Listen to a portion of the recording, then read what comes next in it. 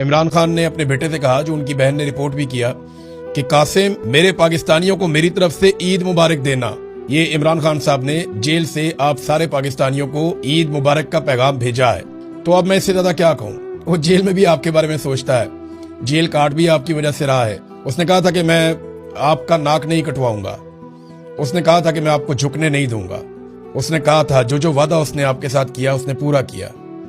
وہ بھاگا نہیں ڈر کے. اس نے سودے بازی نہیں کی. اس نے عاصم منیر کے سامنے گھٹنے نہیں ٹیکے, ورنہ ہر جرنیل کے سامنے ہر سیاستدان نے یا تو گھٹنے ٹیکے ہیں یا گردن کٹوائی ہے.